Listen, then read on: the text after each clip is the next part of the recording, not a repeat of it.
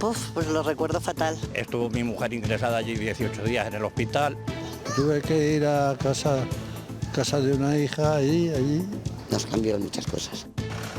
Fueron momentos, meses al final de incertidumbre, de miedo y de mucho silencio. Las calles enmudecieron porque se decretó el confinamiento en los hogares. Tal día como hoy, hace 5 años, comenzaba la pandemia por el coronavirus. Buenas tardes. Hace 5 años toda España escuchaba atónita en sus televisores cómo el presidente del Gobierno decretaba el estado de alarma y el confinamiento. Los hospitales comenzaron a saturarse mientras las calles se quedaban vacías. Natalia Fernández. Sí, calles que ahora ya están llenas y que, como dices, quedaron completamente vacías. Se cumplen 5 años de ese confinamiento y hoy vamos a recordar cómo fue aquella época. Y en los hospitales se vivieron días y meses muy duros. La COVID ha sido sin duda el mayor reto al que se ha enfrentado el sistema sanitario de nuestro país. Durante aquellos días se pasó de la falta de materiales como mascarillas o trajes EPI al colapso de las UCIs. La labor de los sanitarios fue enorme y por eso cada tarde a las 8 recibían el aplauso unánime de la ciudadanía desde sus casas, lo que se convirtió en el mejor homenaje a su esfuerzo. No había trabajo, o sea, estábamos de 100 a 0, en 0, estábamos al 95% del cese de actividad. Facturamos el 25% respecto a lo de antes de la pandemia. Ellos se vieron obligados a cerrar en tiempos de coronavirus. Comprobaremos cómo afectó el COVID a nuestra economía, a todos aquellos que tenían un negocio y se vieron obligados a cerrar la verja durante semanas. Muchos se recuperaron, pero otros no pudieron volver a abrir. Tanto tiempo después, ahora la preocupación mundial se centra en la guerra, la del campo de batalla y la comercial que ha desatado Estados Unidos. La última amenaza con los aranceles que quiere imponer Trump al vino y a las bebidas que salgan de Europa. Desde una bodega de Valladolid, hoy Feijóo y Mañueco han apoyado al sector. Un día después de esa amenaza de Donald Trump, el PP ha querido mostrar todo su apoyo al sector. Alberto Núñez Feijóo ha defendido el diálogo y la diplomacia frente a los insultos y a los silencios cómplices. Por su parte, Alfonso Fernández Mañueco ha criticado el comportamiento de Sánchez, que dice puede salir muy caro. Vemos cómo esa exportación se está poniendo en riesgo por los aranceles anunciados por Estados Unidos. Tanto en Castilla y León como en España nos estamos jugando muchos miles de empleos.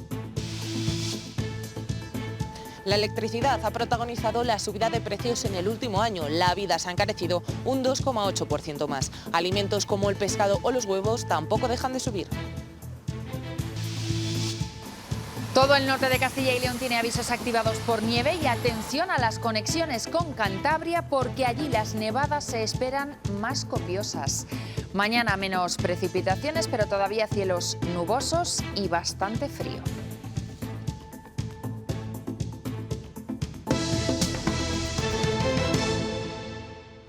Para decretar el estado de alarma en todo nuestro país, en toda España, durante los próximos 15 días. Esto todavía no ha hecho nada más que empezar. Este periodo, que es duro y que pasará, se mantenga ese aguante de la forma mejor posible para todos. Este virus no nos vencerá. Al contrario, nos va a hacer más fuertes como sociedad. Era marzo de 2020 y un día como hoy se decretaba el estado de alarma en toda España. Una medida sin apenas precedentes que se tomaba por una situación excepcional. El COVID-19 era un virus desconocido y los casos se multiplicaban en cuestión de horas. Por eso hace hoy 5 años fue la primera noche de muchas que tocó echar la llave para no salir de casa, Natalia. Sí, unas calles que ahora mismo están llenas y que se quedaron completamente vacías, lo que iba a ser un confinamiento de tan solo 15 días y que finalmente duró 3 meses. Muchas personas lo tuvieron que pasar solos en casa, otros en familia. Comenzaron esos aplausos a las 8 de la noche para los sanitarios y muestras de afectos entre vecinos de balcón a balcón. Muchos nos sentimos identificados con muchas historias. Perdimos a seres queridos a partir de ese 14 de marzo de 2020 que lo cambió todo para siempre. No ver a nadie casi te daba más miedo de lo que te podría pasar, a lo mejor.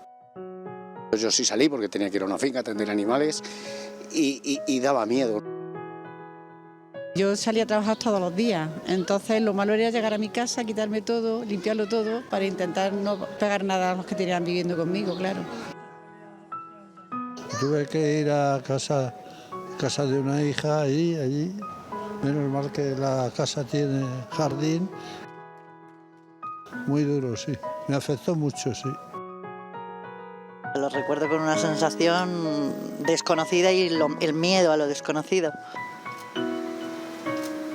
Estaba en la residencia, ves gente morir sin saber qué está pasando. Cada uno tenía una sintomología distinta. Me emocionó porque lo pasé mal. Yo sí, con mi marido. ¿Tú sola, no? Sí.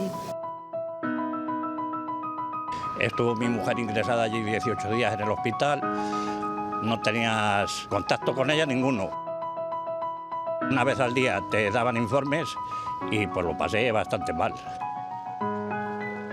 En el trabajo me dijeron, todo el mundo encerrado menos ustedes que tienen que seguir trabajando.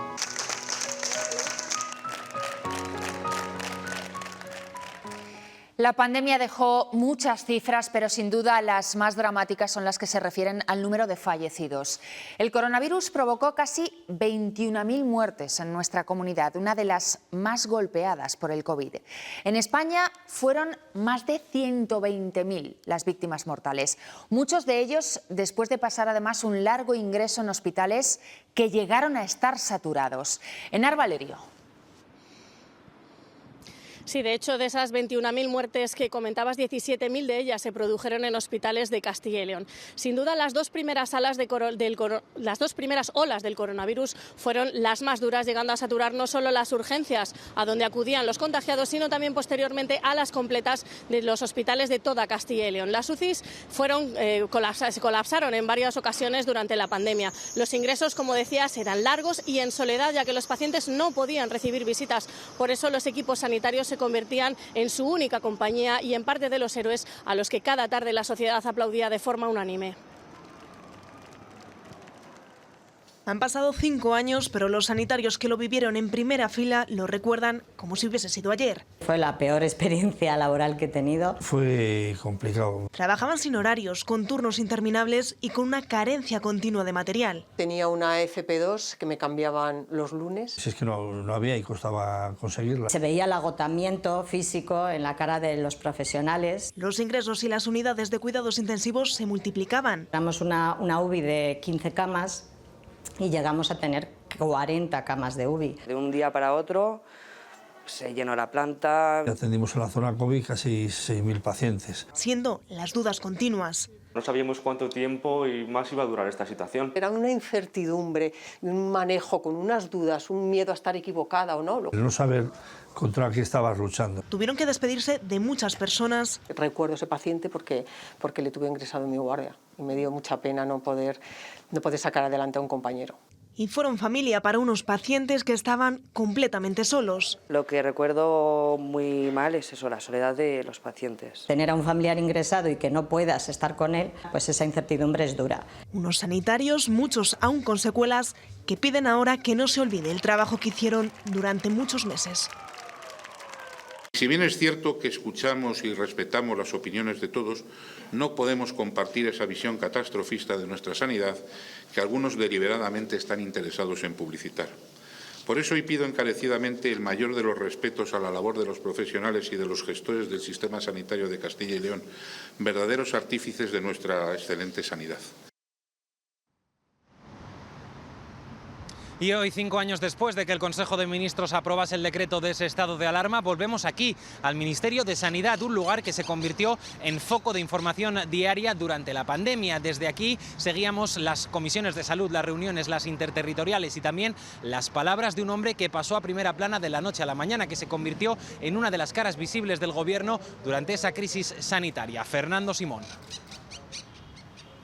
Y la primera buena noticia del coronavirus llegó 9 meses después, con las vacunas y sobre todo con la respuesta de la sociedad. En Castilla y León el 90% completó la pauta de las 2 dosis. Pabellones, auditorios, recuerden, cualquier espacio era necesario para intentar salvar vidas.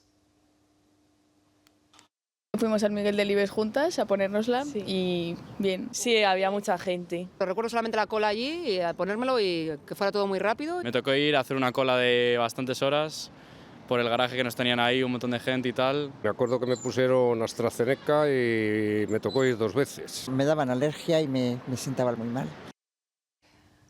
Y a día de hoy muchos siguen vacunándose del coronavirus. El COVID sigue siendo una enfermedad, como ocurre con la gripe, que requiere de dosis de recuerdo, sobre todo para los más vulnerables. En la campaña de este año, el 42% de los mayores de 60 se han vacunado en Castilla y León. Desde aquella primera variante que venía de Wuhan, la más letal de todas, han pasado 5 años. El virus dijimos que venía para quedarse. Y ahí está. La opacidad de China no ha ayudado a determinar cuál fue el origen del virus, pero hoy los expertos señalan a un perro salvaje chino. No fue el pangolín, ahora ya se sabe con un 99,996% de similitud, se sabe que es un perro salvaje chino. Y mientras pasaba el tiempo, nos íbamos contagiando, inmunizando, hasta que por fin llegaron las vacunas. Fuimos el país que antes llegó al 90% de inmunizados. De esta saldremos mejores, decíamos en aquel entonces. La emergencia sanitaria sirvió para aprender de los errores, pero también, dice este virólogo, para desaprender lo que nos impusieron. Hemos olvidado la importancia de la inversión en investigación, en salud, desde los estados, la inversión pública. Imprescindible para no volver a cometer los mismos errores es aumentar la inversión en sanidad, en ciencia y un mayor control de las residencias de mayores. Quiero pensar que en ese aspecto quiero creer que no hemos vuelto a la casilla de salida. La pregunta ahora es ¿cuándo se producirá la próxima pandemia y con qué virulencia se producirá? Esperemos que cuando eso llegue estemos preparados. También fueron meses complicados para los que tenían un negocio, porque recuerden que solo podían abrir los considerados esenciales. Hoy, 5 años después, nos fijamos en las historias de supervivencia, empresas que sortearon la pandemia y que siguen en pie. Estábamos de 100 a 0, en 0, yo pedí préstamos, bueno, te digo que sigo pagando algunos, préstamos personales, préstamos de la empresa. Pensaba y digo, pues claro, después de la pandemia, pues te quedas con clientela. Pero no, facturamos el 25% respecto a lo de antes de la pandemia. Muchos negocios tuvieron que echar el cierre durante la pandemia. Recordemos que, sobre todo en las primeras semanas, solo podían abrir los considerados más esenciales, supermercados, farmacias, después un poco más tarde también las peluquerías. Pero muchos proyectos, sobre todo de pequeños comercios, tuvieron que cerrar durante un tiempo que al final terminó repercutiendo en serias pérdidas. Algunos siguen pagando los préstamos, otros no han vuelto a poder abrir. Es la huella económica que ha dejado el COVID-19. El COVID desató la locura por hacer acopio de alimentos. La gente lo que se llevaba a casa era como productos para una guerra, ¿no? Es decir, de muy larga duración, muchos arroz, legumbres, este tipo de productos, conservas. Trabajadores de los supermercados respondieron ante una situación extrema. Las ventas crecieron un 12%. La logística que tienes se te va al traste, pero además es que con ese volumen no nos daba tiempo a reponer. Estábamos reponiendo con las tiendas abiertas. Mientras la hostelería sumaba pérdidas. Negocios familiares, un pequeño bar en un pueblo, un restaurante, cosas de estas, ¿no? Y muchos cerraron, obligados, ¿no?, por la pandemia, pero ya no pudieron abrir. También pasó factura económica a los centros deportivos. El sector de los gimnasios estuvo cerrado 6 meses en un año. Era un cambio total del paradigma. Abrimos con la mitad de los socios que teníamos, la mitad. Entonces, hoy en día, 5 años después, todavía no se ha recuperado aquellas cifras prepandemia. Y el nivel del Producto Interior Bruto anterior a la pandemia no se recuperó en España hasta 2024. Juro cumplir fielmente las obligaciones del cargo de Directora General de Salud Pública. Esta mujer es Cristina Granda, desde hoy directora de Salud Pública de la Junta. Sustituye en el cargo a Sonia Tamames, que dimitía la semana pasada después de decir precisamente que la pandemia no fue de gran gravedad porque afectó sobre todo a las personas más mayores. Hoy ha jurado el cargo la nueva directora.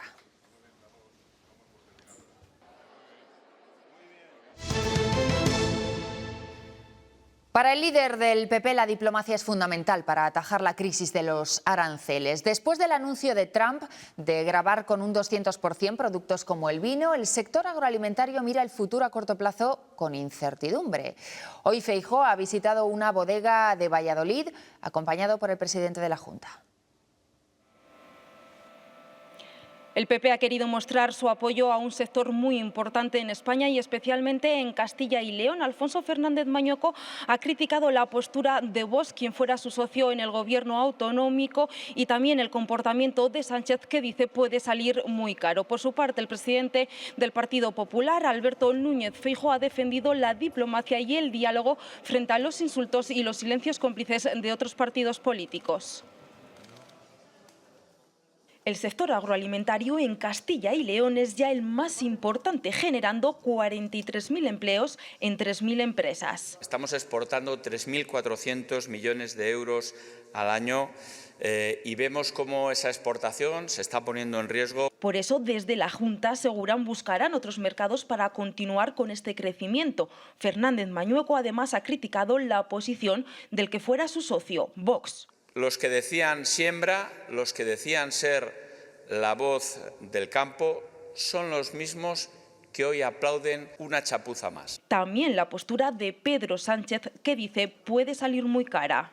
Que siempre pone sus intereses personales por encima de los intereses de España. Mismo mensaje que ha lanzado Feijóo, asegurando que no se puede comenzar esta guerra. Nosotros tenemos claro que los postureos o los insultos no son ninguna solución ante un problema.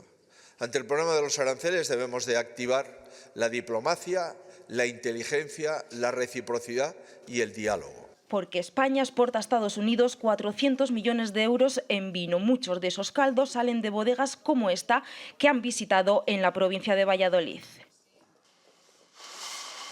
Más de la mitad de las bodegas de Rueda exportan a Estados Unidos. Es el cuarto país en volumen, el tercero en valor. Supondría un retroceso en ese proceso de exportaciones que estamos teniendo a cabo. Ese millón de botellas por valor de 4 millones de euros tendrían que buscar otro destino. Holanda tenemos récord de ventas este año pasado. En Reino Unido también hemos incrementado sustancialmente, en países nórdicos, pero bueno, en Canadá también, por ejemplo, se está creciendo, se está exportando muy bien. Ribera del Duero, Estados Unidos, representa el 10% de su cuota de mercado. Si realmente se hace así y actúan en el 200%, al sector del vino le puede repercutir negativamente en unos términos generales. Comercializan 2 millones de botellas por valor de 20 millones de euros. Un vino que cuesta $20, que de buenas a primeras se suba a 40, pues no, pues a lo mejor, lógicamente, pues va a perder evidentemente cuota de mercado, eso es inevitable. España exportó en 2024 casi 400 millones de euros en vino, pero el sector de momento pide cautela hasta que el anuncio de Trump sea una realidad. El vino ha sido uno de los muchos productos que en el último año se ha encarecido, aunque realmente poco, apenas el 1%. El IPC de febrero vuelve a reflejar una nueva subida. En el caso de Castilla y León, los precios han aumentado un 2,8% en el último año, 2 décimas menos que en el resto de España. La clave de esta subida la encontramos en la electricidad. Mes a mes sigue subiendo y ya se sitúa casi un 30% más cara que a estas alturas del año pasado. Lo que sí que se frena son los carburantes. Su precio es incluso algo más bajo que el año pasado por estas fechas. Pero ojo si nos fijamos en el último mes. Los hoteles están un 7% más caros que en el mes de enero. Lo que sí que no para de subir es el precio del aceite. Lejos quedan esos tiempos en los que estaba a precio de oro. La gran subida de este mes se la llevan los consumos energéticos. La electricidad está un 28% más cara que el año pasado, pero el gas y el agua tampoco se libran y suben un 7 y un 5%. Ahorita ha subido un poco más. De 40, 50 a 110, 120. Lo he notado y acabo de cambiar de compañía. Y por eso hay quien se ve obligado a poner la calefacción lo mínimo posible. Nada, cuando está el niño, para caldear un poquito la casa. En la cesta de la compra también notamos la subida. Horrible todo, carísimo. Alimentación, yo no sé ni cómo podemos comer, la verdad. Vamos a cacarear de tanto pollo y ya ves que comemos. Voy al supermercado y salgo cabreada. Y es que este mes pagamos más de un 10% en carnes como el vacuno, el ovino y el caprino. Y también ha subido el pescado, el queso y los huevos. Por eso muchos ajustan sus compras. En vez de comprar el kilo, pues le compro el medio. Mirando más sitios y dando más vueltas. Voy a coger el lechazo, que parece que ha bajado un poquitín. Para los más golosos, malas noticias. El cacao está un 11% más caro y el café más de un 14%. Eso ha subido bastante, eso sí que lo he notado. No sé si ahora me lo subirán más, porque yo hay cosas que tengo ya compradas, digamos. Pues los abanicos de chocolate, las palmeritas. La buena noticia es que el aceite de oliva y el azúcar bajan, aunque el temor es que la cesta de la compra siga encareciéndose aún más. No es que sea exagerado, pero sí que está más caro. Será en próximos meses cuando se vea el efecto de los aranceles. Más precios. El precio de referencia para el alquiler vuelve a bajar. El nuevo índice que marca cuánto pueden aumentar los alquileres se ha quedado en poco más del 2% en febrero. Esto significa que si tienen un contrato firmado después de mayo de 2023, la renta solo podrá subir hasta ese porcentaje. Y escuchen esto, los parados no tendrán que presentar la declaración de la renta este año para seguir cobrando su pensión, su prestación. Lo ha confirmado hoy el Ministerio de Trabajo. No va a suspender el subsidio pese al cambio de la normativa en 2024. Es previsible que sí tengan que hacerlo para la siguiente campaña. Y más imágenes. Ha vuelto la nieve a Castilla y León. Se nota sobre todo en el norte. Este es el límite entre Palencia y Cantabria, donde se puede circular pero con dificultades. A esta hora tan solo peligra el tráfico en algunas carreteras secundarias. Nieve también al norte de León, bien recibida en la estación de San Isidro. Ha bajado la cota porque han bajado las temperaturas. Hace frío, es evidente, y nos espera además un fin de semana puramente invernal. Y eso que ya estamos a las puertas de la primavera. Sergio Hernández. Y si estábamos cansados de 2 semanas de lluvias, ahora también se le une el frío, vuelve el invierno durante este próximo fin de semana y si echamos un vistazo a las temperaturas mínimas que alcanzarán los termómetros esta próxima madrugada, destacan esos valores de en torno a 4 o 5 grados bajo cero que tenemos en zonas del sistema central en Ávila, misma temperatura en el entorno también del sistema ibérico, tanto en Soria como en Burgos, y temperaturas también bajas en todo el entorno de la cordillera cantábrica y aún así temperaturas también que serán algo más suaves en todo el centro de la meseta, dejando heladas débiles. Y esta bajada de las temperaturas también va a propiciar que vuelva a aparecer la nieve, especialmente en zonas del sistema central, sobre todo en el entorno de Gredos, donde podemos sumar hasta casi medio metro más de nieve después de la caída durante las últimas semanas, y por lo general nevará también en todos los sistemas montañosos de nuestra comunidad, en el ibérico, en la cordillera cantábrica y sobre todo también mucha atención a la zona de Sanabria, porque ahí los acumulados pueden ser de importancia. Lo que mejora y mucho es la situación en los ríos de la comunidad. Tan solo siguen 2 en nivel naranja, aunque con tendencia descendente. Así bajan hoy las aguas del Adaja a su paso por Valdestillas, en Valladolid. También sigue en alerta naranja en Arévalo, en Ávila.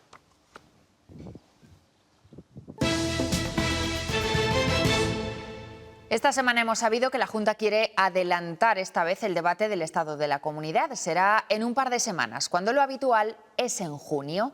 Para la oposición tiene pinta de ser una estrategia para adelantar las elecciones en Castilla y León. Desde el Gobierno autonómico lo niegan y aseguran que el debate servirá para hacer balance. Y el momento es muy oportuno porque nos permite, en primer lugar, hacer balance de estos 3 primeros años. Hay que recordar que hace ahora justo 3 años se constituyó el Parlamento Autonómico, pero queda un año completo de legislatura que queremos aprovechar y, por tanto, este debate nosotros queremos que, más allá de las circunstancias de cada partido político, sirva para plantear cosas positivas para Castilla y León.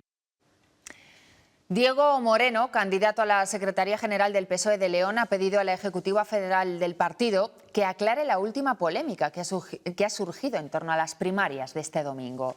Los militantes de los municipios de Riaño y Crémenes han acusado al actual líder provincial y candidato a la reelección, a Javier Cendón, de disolver sus agrupaciones locales, lo que no les permite votar.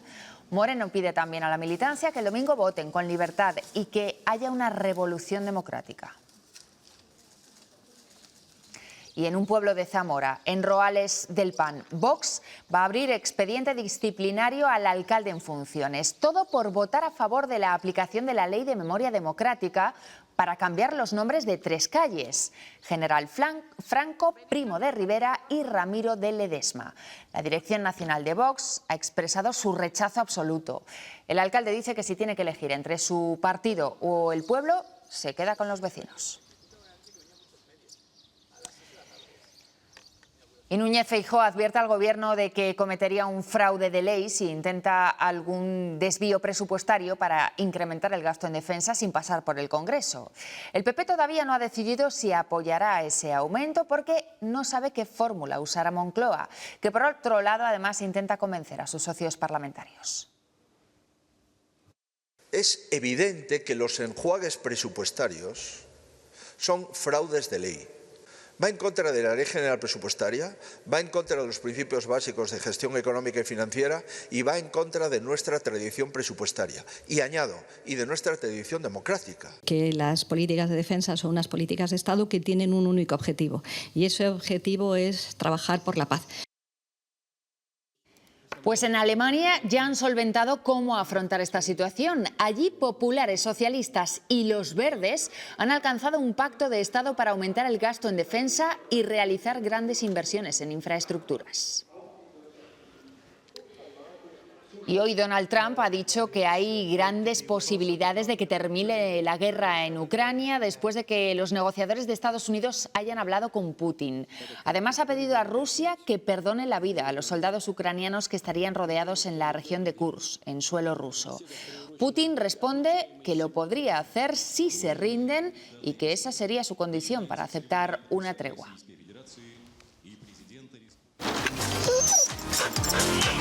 I like to move it, move it. I like to move it, move it. Nuevo Pascual Movit, con minerales y vitaminas que te ayudan a cuidar tus huesos, a mantener fuertes tus músculos y flexibles tus articulaciones. Nuevo Pascual Movit, mucho más que una leche calcio. Yo duermo estupendamente, 7 o 8 horas o 6 o 7 y ya está, y bien. Yo duermo a pierna suelta toda la noche y a mí lo que me molesta es el despertador. Cuando llegan las 12 me quedo como un lirón. Yo duermo 4 horas y da gracias. La familia, los horarios laborales, el ruido o la excesiva iluminación son los principales culpables y no tener un buen descanso puede tener consecuencias para nuestra salud, y es que ya se está viendo reflejado en las consultas médicas. Cada vez acuden más pacientes asegurando que no duermen bien y al día siguiente se encuentran más cansados de lo normal. Muchas veces se observa que se debe a trastornos respiratorios. El más común suele ser la apnea del sueño. Dormir puede convertirse en una tarea complicada para algunos. Aproximadamente un tercio de las consultas son de pacientes que nos remiten por algún trastorno del sueño y sobre todo el 90% son pacientes en los que se sospecha una apnea obstructiva del sueño. A lo largo de la noche su respiración se detiene. Esta onda es la onda del paciente cuando está respirando y ves que llega un momento que el paciente deja de respirar. Son pacientes roncadores, su pareja por la noche les detecta que hacen apneas y luego durante el día suelen tener una excesiva somnolencia diurna o cansancio mayor de lo normal. La mayoría de quienes sufren apnea son hombres con obesidad. Aquí, en la unidad del sueño del Río Ortega, vigilan a los pacientes. La poligrafía básicamente consiste en monitorizar una serie de variables cardiorrespiratorias y el flujo del paciente, ver cómo el paciente está respirando. Y en función de los resultados se les asigna un tratamiento. El método más común y efectivo es el uso de este dispositivo. Produce aire continuamente para mantener abiertas las vías respiratorias. En Burgos se ha abierto una investigación a raíz de la denuncia de una alumna de un instituto que acusa a un profesor de haberle dado un beso en los labios sin su consentimiento. Según la chica, de 14 años, ella reaccionó dándole un empujón. De momento, para alejar a la menor del profesor, el instituto la ha cambiado de clase cuando éste tiene que impartir su asignatura. La consejera de Educación ha dicho hoy que el docente niega los hechos. Sí, por supuesto, estamos informados. Se ha abierto una información. Sí que le puedo decir que el profesor, el maestro, manifiesta que es rotundamente falso y que estamos ahora investigando una información, evidentemente. La Semana Santa zamorana ya está en Madrid. La campaña de promoción de turismo ha desembarcado en la capital con este vídeo en la gran pantalla de Callao. Hoy, además, los madrileños han podido escuchar el sonido del Barandales, que ha desfilado, ahí lo ven, por el centro de la ciudad.